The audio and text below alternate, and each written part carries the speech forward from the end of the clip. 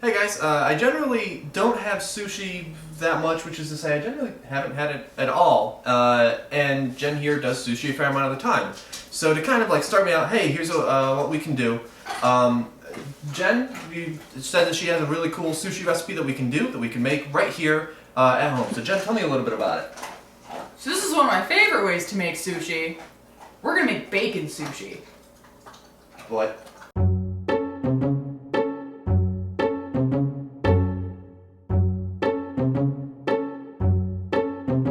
Alright, so actually in all honesty that sounds pretty awesome. So tell me a little bit about it and then we'll get started. Right, so bacon sushi is kind of a misnomer. It's not served raw, thank God. It's cooked up. It's just basically, it's bacon wrapped around ground beef using a sushi mat and served and sliced up kind of like sushi is. So it's easier to say bacon sushi than delicious meat log.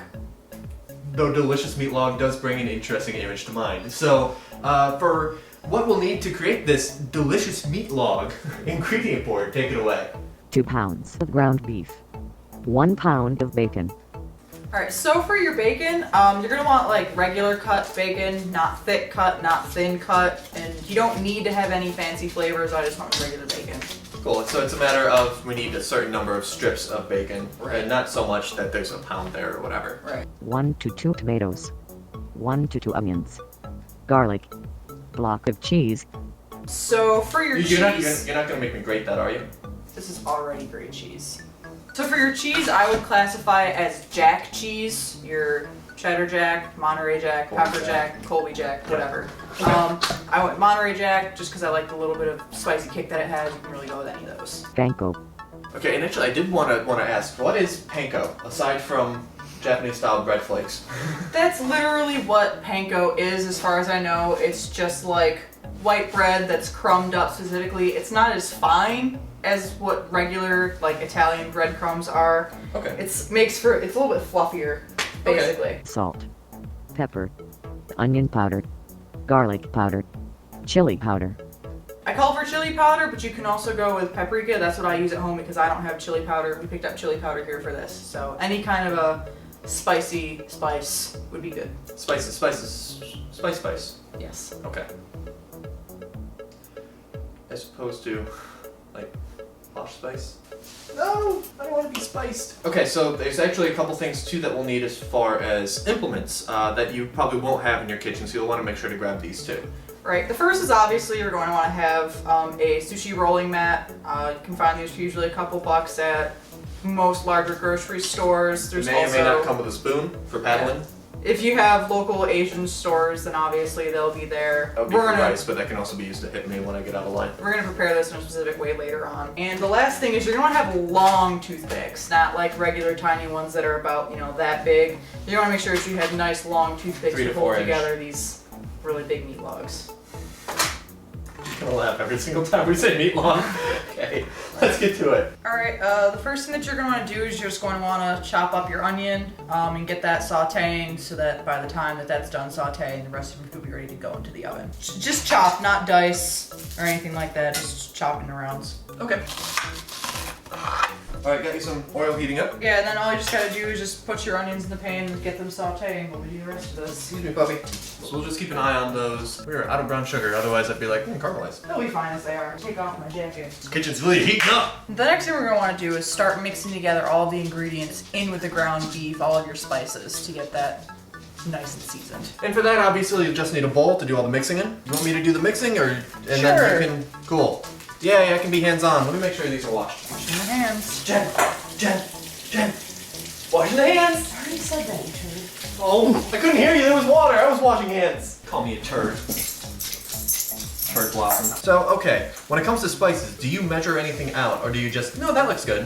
I kind of just tend to eyeball it, probably a few tablespoons of each. I have grinders at home, so I'm kind of estimating how much of salt and pepper you're gonna need.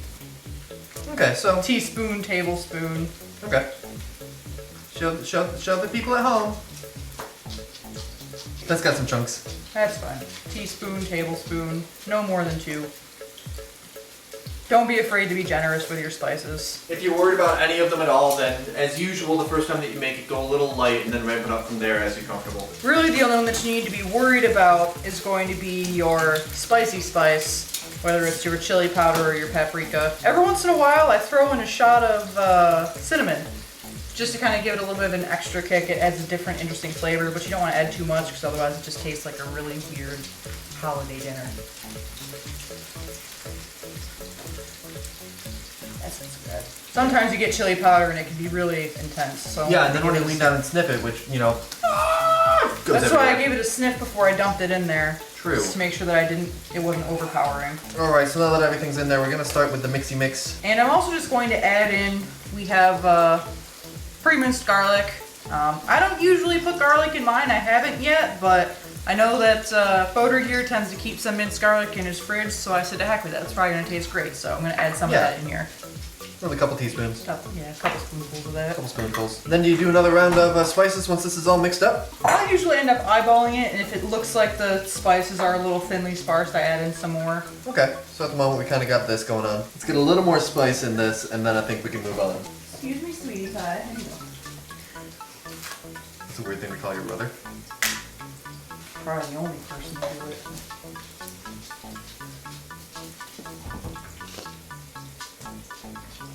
Would you like me to hold that for you? Nope, I got it. Sometimes I wonder about you, and then the rest of the time I'm asleep. Alright, there we go. Cool. Time for the mixy mixy. Yep, I'm gonna go wash my hands before I itch my eye. So does this actually end up tasting like spicy at all, or is this just giving it a little bit more flavor there? Like, just would you gives consider it- it spicy?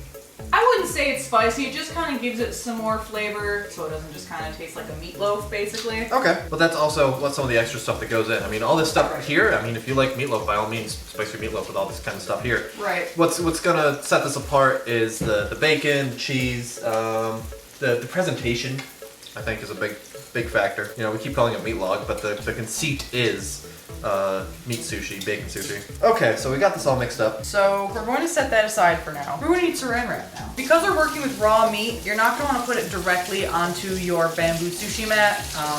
These are really not that easy to clean. You can't just toss it in the dishwasher. I mean, you're cheap enough that you could buy a new one every time, but that seems kind of wasteful. We're going to wrap this in saran wrap so that we don't have raw meat touching our nice sushi mat. So you just put a piece of saran wrap down, and then you put the sushi mat on it, and then you put another piece of saran wrap on top. I can use my hands. Press them together, and then tuck your edges all onto the same side. That will end up being the back of your mat.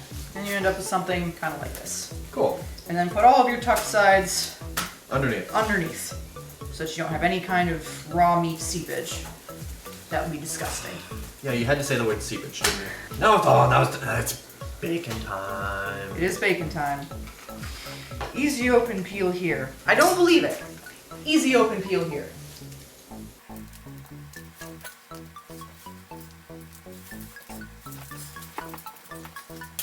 Use your teeth, that sounds like a good idea.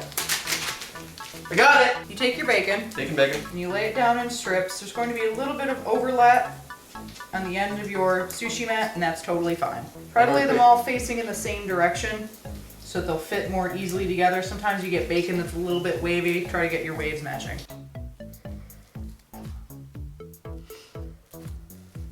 If you have this much fat on your bacon, you might want to layer it, or if you actually have two packages of bacon, you can weave it and make bacon weave for your sushi mat. I feel we should point out that this is done by iguana. Okay, that's very.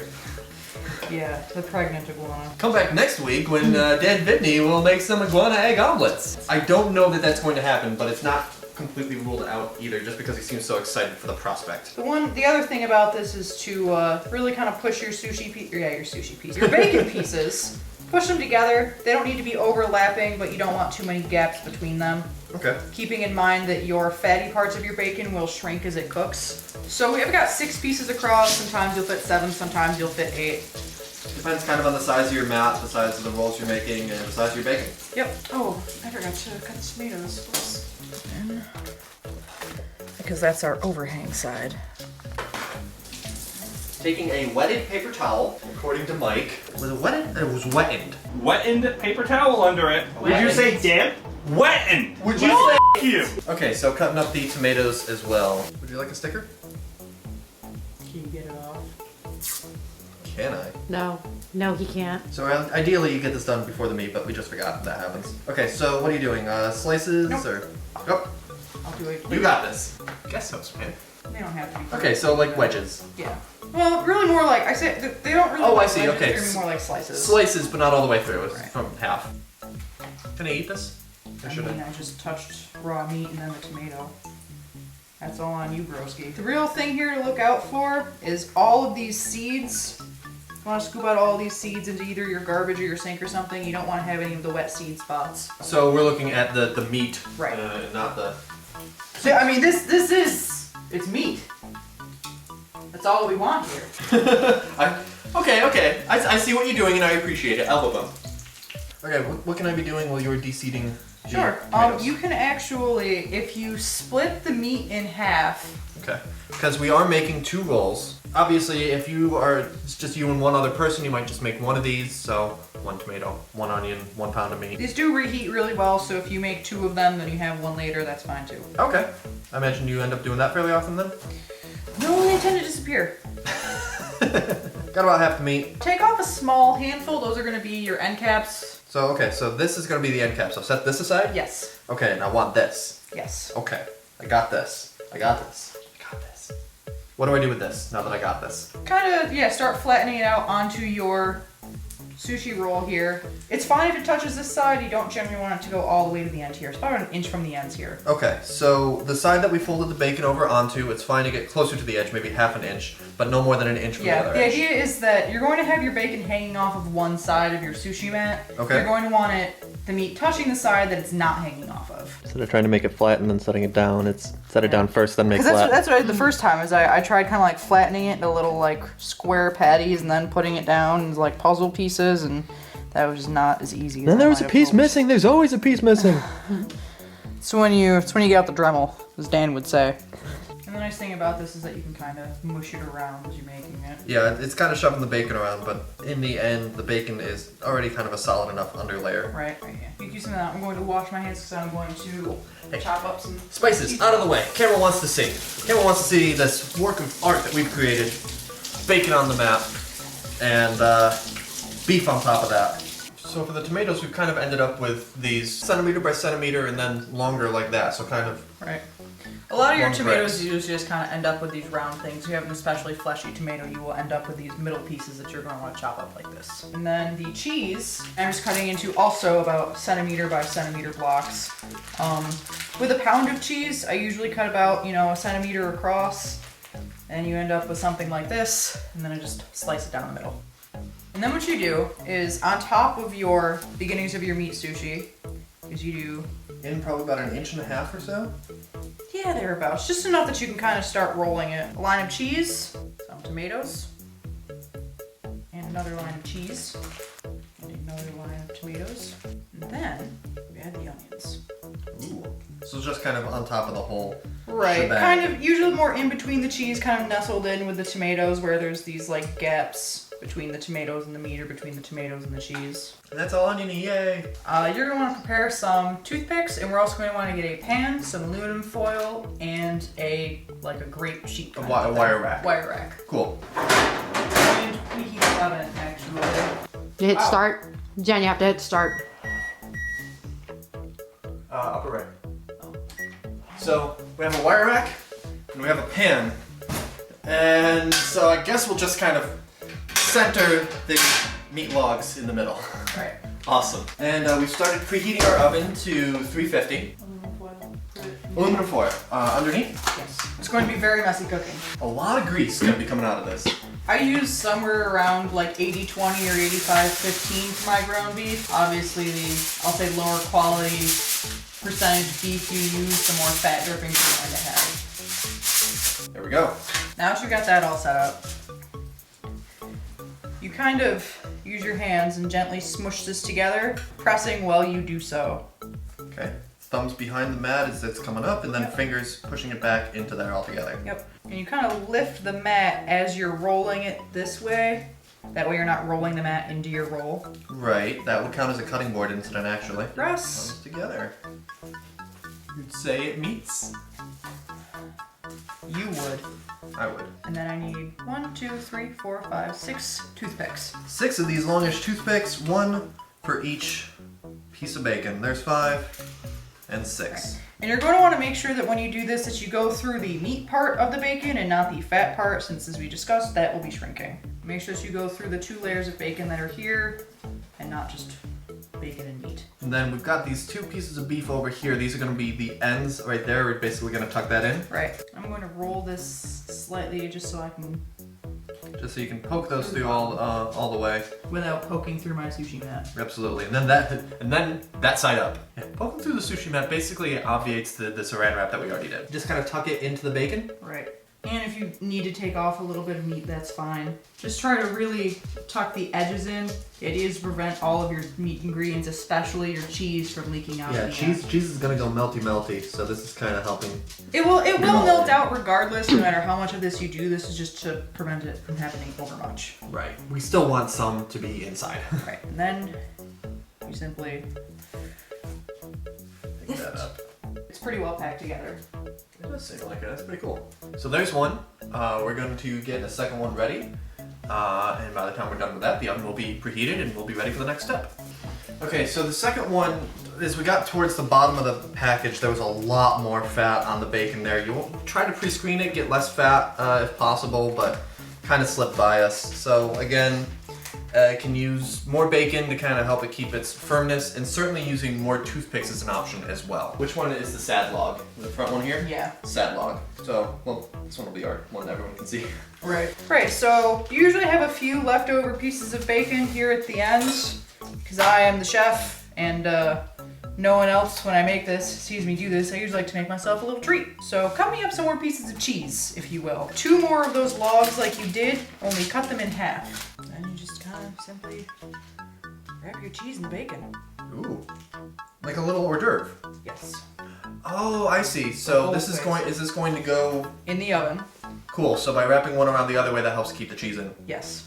Nice. You're not going to cook these the whole time as long as you will the other stuff, because there's, no meat to cook, but feel free to stake that and put that on the end there. As long as we have such a huge baking rack, may as well use some of that real estate. Whatever. It'll taste These don't the have to same. be pretty. No. These are kind of the equivalent of what you'll be having for grazing midway through. Like Yeah. when I'm... As I said, this is my chef's treat kind of an idea. Alright, now that we've engaged in that self-indulgent silliness, is it time to head to the oven? Yes, it is. Alright.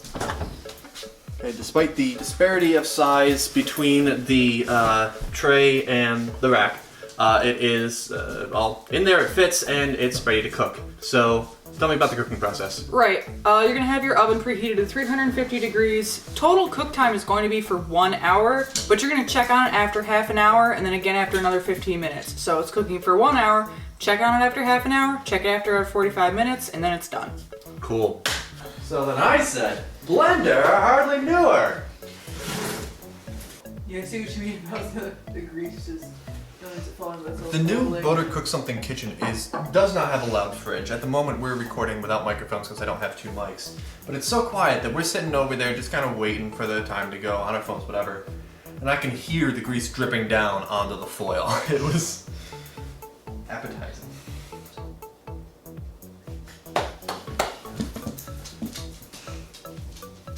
It's like New Year's. 13, 12, 11. It's more like it's 3 o'clock in the morning and the microwave is running and you're like, come on. I gotta stop it at 1. Okay. Nope. So that's the half hour done. Oh my gosh. Okay. Look at that. We had a little bit of cheese leakage, but that's alright. Yep, not too bad. It's not like gooping out. We got some little bits. Yeah, just because this bacon it had a little more fat, so it kind of constricted. Okay. So Yep. the next step is you're going to get your favorite barbecue sauce. Wait. You didn't say anything about barbecue. Yeah, you'll need barbecue sauce. Sorry, ingredient board. You'd better be. And you just kind of brush it all over. Are we doing that to our little grazing bits too, or is half an hour good enough for those? No, you're gonna be doing those for another 15 minutes. You can put it on those as well. May as well. And feel free to be, pretty generous with your coating here. You want to get basically a really nice glaze or a crust going on it. So we're doing this on the top too. Do we flip it at all? Nope. No flipping. Yep. And Make sure we get the butts. Yep, make sure that you get the... And actually, there's really not a whole lot of cheese seeping out the sides of these, which is nice. Yeah, I'm happy with that. Most we get is just a little bit coming out here in kind of like gaps in the, probably on the one that I did. Gaps in the mat of beef that happen to come out. These are holding together pretty decently too. Right. There's a couple. This one is a little... He's seen a few better days, but... This one too. This one's just open in the side. I'm wearing like a finger puppet, except he's kind of warm. These, 15 minutes. And that glaze will kind of harden up, allowing them to be flipped a bit better too, instead of just I don't dripping flip them it at all. all. You don't? Okay. No. I don't know why I was thinking you did. Okay. And then back in the oven for an additional 15 minutes. Oh right, that stuff. If it's anything like my panko, yes. Resealable! They know us! Okay, I will get out of the way so that you can meet the meat. That smells so good. First, the more basty. Yep. Getting a little more cheese coming out, but not too bad. It's still pretty good. And the ends are still totally sealed, which is, well, there's a little leaking here actually, but that's still pretty fantastic. alright. There's usually much more leakage than that. These, we pull off? We're done with those? Yeah, I mean, we'll let them I'll let them cool usually when I'm still basting, and then just before I put this and I pull them off, I eat them. Oh, okay, so no need for even something to pull them off to. Wait, save the plate. Save the trees. Save the planet. Save the princess. Save the cheerleader. And then there is the panko. Now, this recipe, the idea at least, kind of came from, a video that was wandering around on the internet that I guess he kind of looked at and said, I can do that kind of thing. Right, so I saw it, and I didn't really actually watch it. I think I watched 30 seconds of it when it popped up and auto-played on my Facebook feed one day. But I didn't really pay any attention to it besides, oh, that's a neat idea. And then my boyfriend one night, I said to him, I was like, what do you want for dinner? Because we tend to have this discussion all the time, and we try to deflect to one another as to who's going to come up with dinner. And he sends me a sarcastic message of a picture of bacon, no, not even that, just bacon wrapped sushi pieces. And I was just like, all right, well, if he's gonna be a smart ass, then that's what he's gonna get. So I said, all right. So I kind of know what the general idea is. You wrap bacon around meat, and I know that the guy had cheese in the middle, so I can do cheese in the middle. I have no idea what kind of cheese he used. I know that he only did cheese, whereas I put the rest of it. I said to myself, I'm like, it's basically a bacon cheeseburger. What else goes on a bacon cheeseburger? Thus with the onions and also the tomatoes in it. Also, theoretically, now there's a fruit or a vegetable in it, so it's healthy, right? Yeah! Yeah. There we go. There's something that grows in the ground instead of eating it. And he did ground up Doritos or something let's go get those chips from Moe's from lunch today, kind of thing. But doing the panko is a little more authentic to the sushi conceit, I think. Yeah, I mean, when you do sushi, there's something called crunchy, or they call it crunchy on every menu I've ever seen. I don't know what it actually is. But I figure if we're going with the sushi theme, the idea of an Asian, or Japanese-based food, alright, we'll go with the panko on top. And I guess it also simulates a bun in the fact that it is a, bacon cheeseburger kind of a food. And this is, I've made this twice before. I made it once that time, and then we had a bunch of friends over drinking and hanging out, and I was like, alright, get out of my kitchen, I'm gonna make you guys something special. It ended up working out really well because when it's done, you can either just eat it, as a round with your hand, or you can eat it with a fork. And yes, our little cheese-wrapped bacon goodies are done. Yay! That's delicious. You can get that last one, then we'll pop that sucker back in for the last 15 minutes. Yay! Cool, so here we go. We have the meat logs. Now let's turn them into bacon sushi. Right, so I'm going to let these rest for a few minutes just because they are still kind of leaking some grease. And because you always kind of want to let your meat rest after cooking it, even if it is just ground beef. No doubt. Otherwise, you're just going to have grease explosion. Right. Let's kind of let these sit for a few minutes, and then let's say between 3 and 5 minutes, we will transfer them over and start cutting them into pieces. Okay, so we're gonna wait 5 minutes. Okay, 5 minutes have passed. Or close enough. I don't know, I'm impatient. Usually I would use a spatula for this, but What? When you have a big knife, have knife will travel. when you cut them up, you kind of use your bacon pieces as a guide. So I just kind of cut in between the bacon slices. Okay, so I see some cheese leaking out in the middle. Yep. It's one of the other reasons to kind of let it sit for a few minutes. Yeah, let that solidify back up. Tuck the cheese in. Boom. Oh yeah. Very nice. I want it so bad. Okay, and then we've got some of the sauces laid out here. We've got the barbecue again. Boop. We've got some Frank's Red Hot, and we'll try that out. And that's just kind of drizzle it on top, or? Right, if you want hot sauce, I don't usually have any on mine, but some of my friends do. Any kind of hot sauce that you like will do. They use like a jalapeno, use red sauce, red hot, whatever. You can either dip it in, or if you have individual things, or yeah, drizzle it on top. Let's have a bite and see how it goes. Sure. Now I usually slice mine a little bit thinner than this, so they're only about 1 inch to 1.5 inches wide. A couple of these ended up look a little thick. These couple of these ended up slicing a little bit thicker, I think, just because the bacon I use is a little bit different than what I'm used to working with. A little derpy. The other log that's here out of frame was done with the more meaty bacon, so that will probably be able to slice a little Right, thinner. I think the fattier bacon stretched out a little bit more as it cooked. So you can eat this with your hands, especially if it's thinner, because the pieces tend to be a little bit more solid, or you can eat it with utensils. I'm just gonna eat it with my hands, because that's how I roll. Very well then.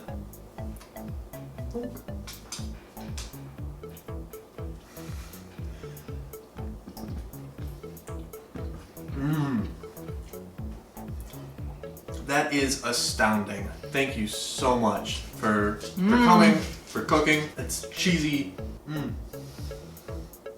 it's messy, which means it is a really good meal. So, Jen, thanks for coming. Oh, high five right here. Boom. Thank you for watching. If you enjoyed the video, remember to rate it a thumbs up and subscribe down below if you're not. This is coming out as part of my May subscription drive, 31 Drive to Subscribe, or whatever I want to call it. And so if you know someone else that would enjoy this, whether it's this recipe or Boater Cook Something in general, or any other video that's coming out this month, make sure that you share that with your friends and, spread the Boater love. That came out weird. I saw that look. Anyway, share it with friends who may also enjoy it. And we're seeing if we can get to 150 subscribers this month, and we'll see if we can do that. Remember that you can also follow me on Facebook and Twitter, BoaterBug on Twitter, BoaterBug and Boater Cook Something on Facebook. You can also support me on patreon.com/BoaterBug. Again, thanks for watching, have a good one, and I'll see you next time.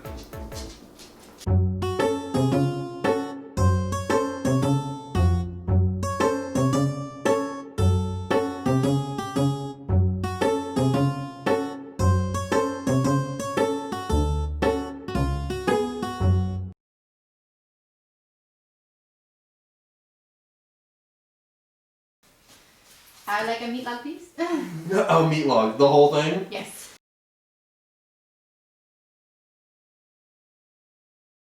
Oh Okay. Hot sauce, little bit. Oh no, you got it all over.